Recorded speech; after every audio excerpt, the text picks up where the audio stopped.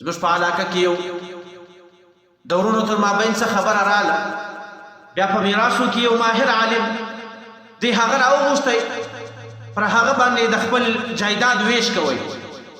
بیا د خپل ورونو نومان ورته وښول، 3-4 نومان چې موږ دا 4 ورونه یو. هغسې کله حساب وکړو، یو څو ورځې بعد ورته رالی کوټې ته. په کوټه کې یو کس خدمت کوي، هغه چې ورته راوړی دی ورسره کښېنستی، پوښتنه ځینې کوي سته د دوی څه کېږي، دلته له دوی سره کار کوي. هغه ورته وایي یا زه د دوی ورور یم. وایي ستا نوم چېشته ده؟ زما نوم پلانکی ده. وایي ستا ورونه خو سره جلا کېږي، ما ته یې 4 نومان را ښوولي دي، په هغو کې خو ستا نوم نسته. نو کله چې عامر صاحب ورور راغی، د مولوي صاحب پوښتنه ځینې وکړه چې دا ستاسو څه کېږي؟ هغه ویل دا خو زموږ ورور دی.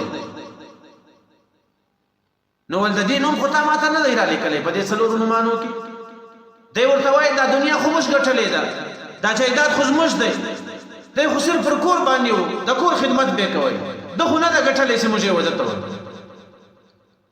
یو د خپل کور باندې ساتئ،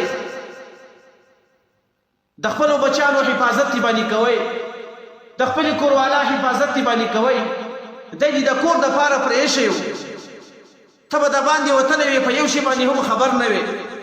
لیکن نن چې د حساب و کتاب وخت راغلی، ته هغه ورور هم په دا حساب کې نه درګډی. داسې د زنانو حقوق خو پرېږده، د خوندو حقوق خو پرېږده، د کوروالا حقوق خو پرېږده. هغه خو سره موږ تاسو په دین کې داخل هم نه بولو. که کومې خور یا مینې حق وغوښتی، هغه ته بیا دی دا ورونه وایي، هغه ته بیا ورونه دا وایي چې په آینده کې به زموږ و کور ته نه راځي، ځکه تا ولې دا خبره وکړه چې زه له ورونو څخه حق غواړم. الله تعالی دې زموږ ستاسو په حال باندې ورحمېږي. نن چې زموږ ستاسو اعمال سره ګډوډ دي، په کور کې اتفاق نسته، خوشحالي نسته، مینه نسته، محبت نسته، دعا مو نه قبلیږي، عبادت مو نه قبلیږي، د عبادت په خوند نه پوهېږو. د هغو تر ټولو اولنۍ وجه دا ده چې موږ تاسو له حقوق العباد سره ډېر نااشنا یو، او له دې څخه موږ تاسو ډېر غافله یو. نو په حقوق العباد کې به موږ نن د زنانې پر حق باندې، د خپلې کوروالا پر حق باندې به خبره کوو.